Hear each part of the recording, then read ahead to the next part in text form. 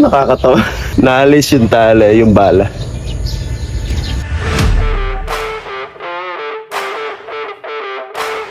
Saan ka naman nakakita ng ganyang kakapal na damuhan o lawn? Iyan lang naman ang napakakapal at napakalalagong mga damo sa aking sampayan. Kaya ngayong araw naisip ko na ito ay pabatayin at pakinisin ng todo.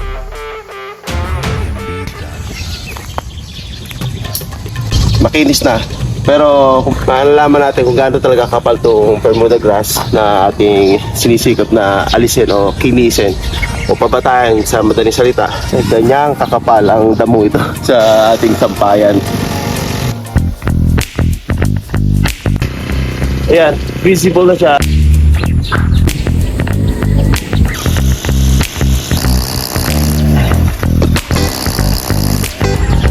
Ayun, alis na naman yung bala natin. Kung makakita nyo at the other end, pag-ikot niya hanggang sa tumalampo na lang. At ngayon, panibago na namang mas mahaba siya ngayon ng 1 inch magkabilang dulo. Kasi nga, makapal yung damo ng ating titirahin eh. Muhuli siya talaga pagka bagong challenging itong ating dadamuhan. But this is the thickest among the rest. Okay? Ayan o. Sarap sa punutan.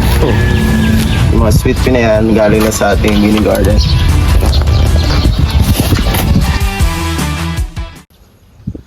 Iyan ang aking sampayan.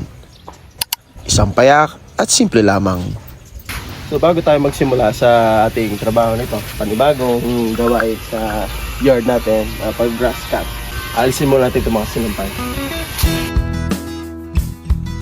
Ang sampayan kong iyan, may dalawang alambreng mahaba na may tukod sa gitna.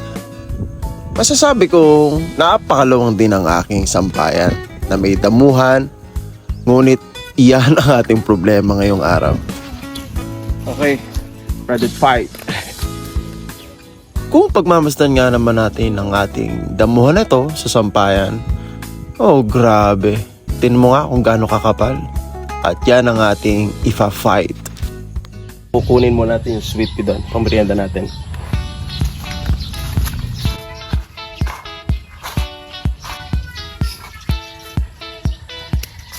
Yan, mapapansit tayo. So meron tayong mini garden dito. Alam ko saan nagtanim tayo ng sweet pea. Yan.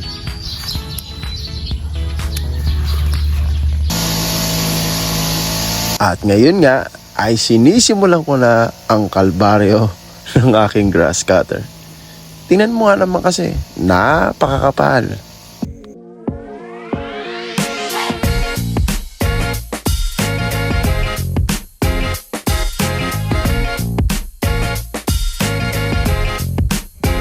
Ayan, at kitang-kita na agad kung gaano talaga kakapal ang damuhang ito sa aking sampayan.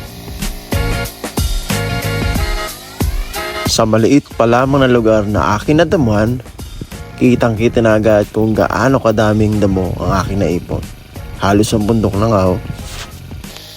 Sa totohanan lang, halos isagad ko lagi ang throttle ng grass cutter na yan.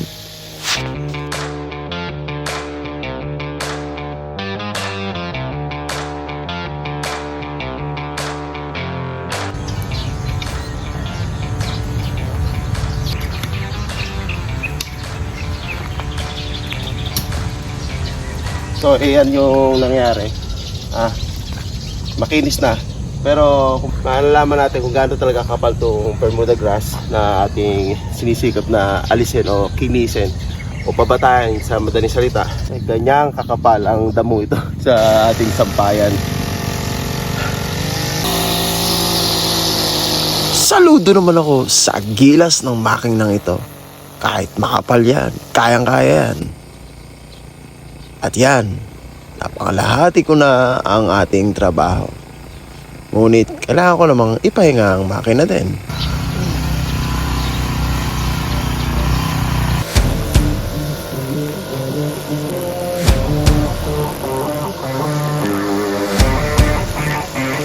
Kung aking tutusin, mas malago ng bahagya ang bahagi ng damong ito. Alam niyo yun, kailangan kong sumayaw sa damuang ito. But it's not literally dancing. What I mean is, kailangan kong sumunod sa hawi ng mga damo.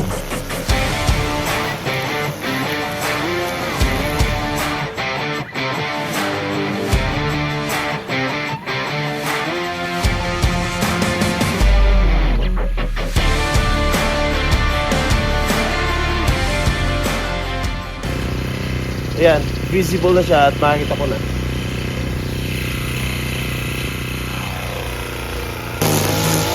At sa pagpapatuloy ng pag-grass cutter natin sa napakapal na damo ito, bigla na lang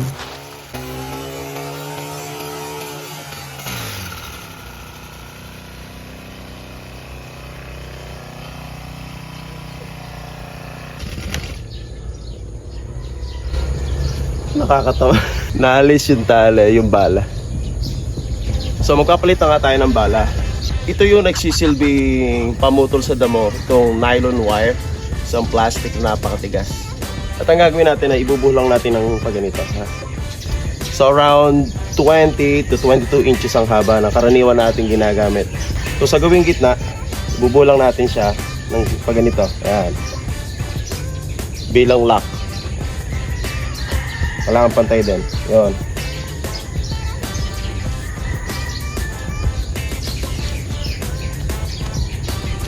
And now we can resume the work. Ganyan lang siya. uy, yabang nga. Kalakas lang ng hunay pagbago ang bala.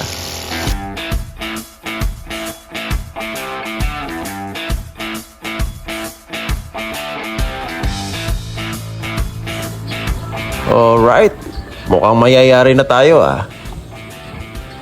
Ayos yun ah. May pa-squall effect pa talaga.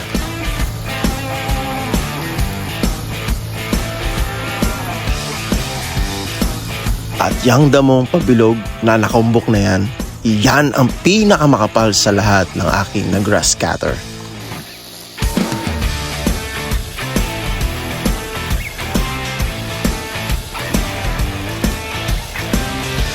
Naku, nagpuglasan ng mga kambing.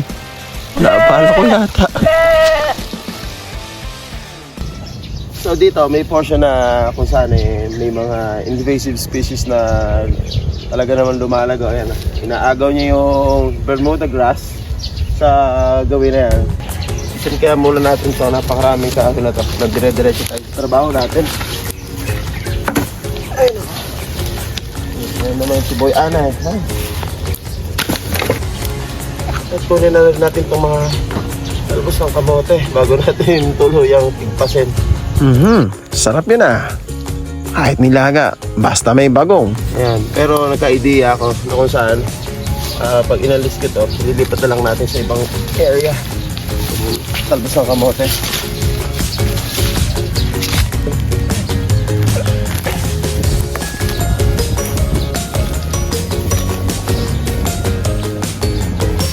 Ayan, wala na sa gabal. Pwede tayo magsimula ulit.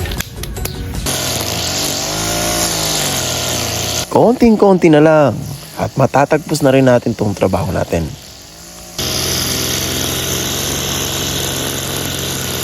Ayos yan, brother. May pa-eksena ka ba? Well, artistic lang tayo, diba?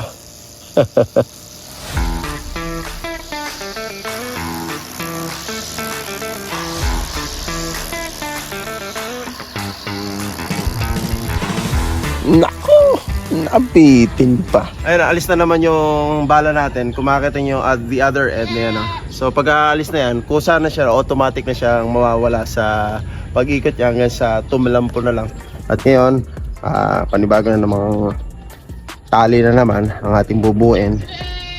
This time around, medyo hahabaan na natin ng konti. Siguro mga 22 to 24 inches tong haba na to.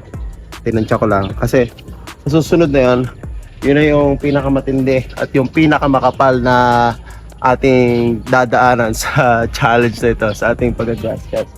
Napakakapal sa portion na yun. So mas mahaba siya ngayon ng 1 inch magkabilang dulo. Kasi nga, makapal yung damo ng ating titirahin doon.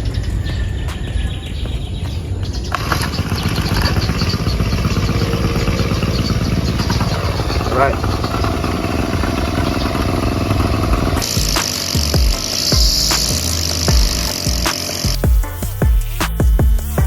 Sa wakas, natapos mo rin yung square grass mo. Ayos! 2 thumbs up for you.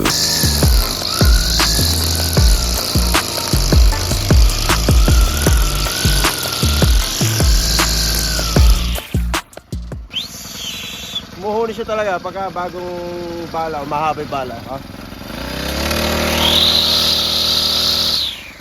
Ito talaga yung tunog. At ngayon naman, ating ililist muna to. Ililipat natin dito lang. Kasi nga, titingnan natin, di mo? Ito, very challenging tong ating dadamuhan. Tingnan mo, gano'n naman kakapal, oh. Grabe siya, oh. But this is the thickest among the rest, okay? Ayan, oh. Sarap sa bunutan.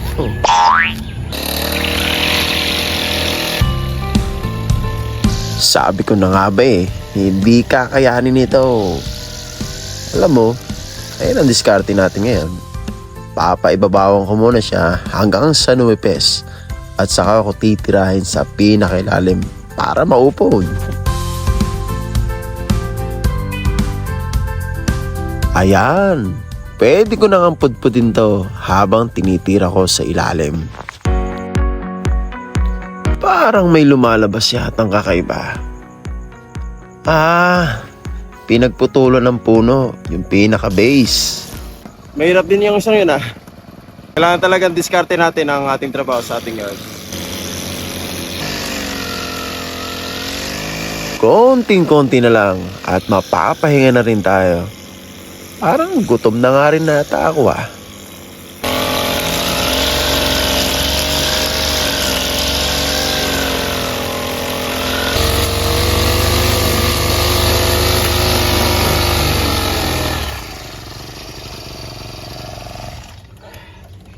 Alright, so wakas, natapos tayo sa ating phase 1 at itutur ko naman kayo dito sa susunod nating gagawin.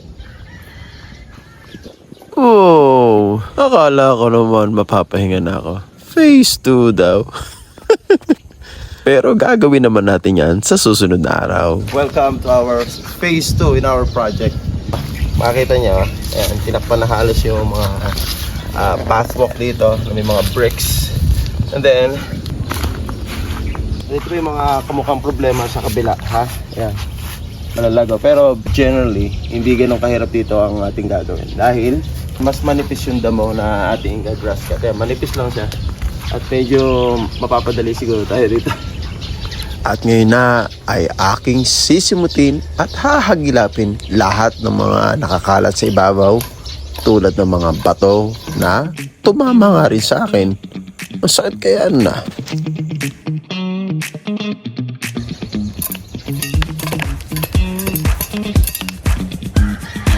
Ay, nagugutom na yata ako. Sige, konti na lang yan. Pagbibirienda ka na rin.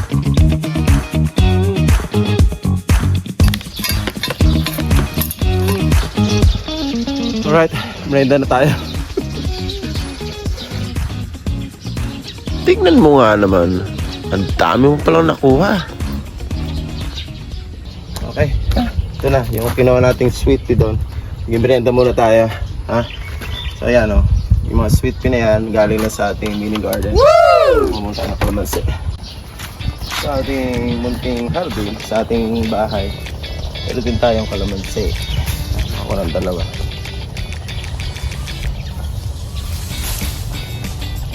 Isang banda nga naman, ganda nga naman yung mga taniman, no? Hindi ka nabibili sa palengke. And yet, fresh and no insecticide.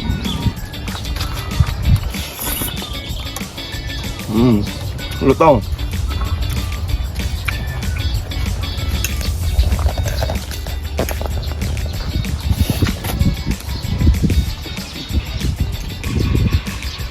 Sweet bee in the house. Kulay kayo manggi o tsokolate na ang ating sampayan. Maayos na kung tutuusin.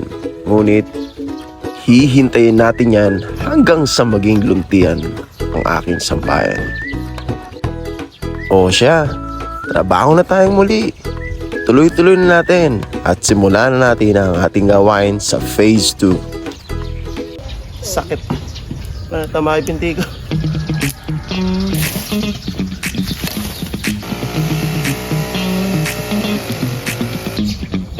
Anak ng puta. Nabugbog yung pinti ko. This is the last portion of our workyard. Meron lang siyang kit ng mga nakasla. Ayan na.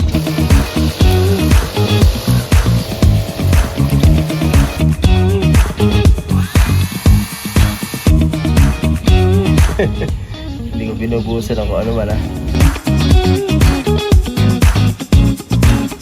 Finally, it's done mowing the lawn.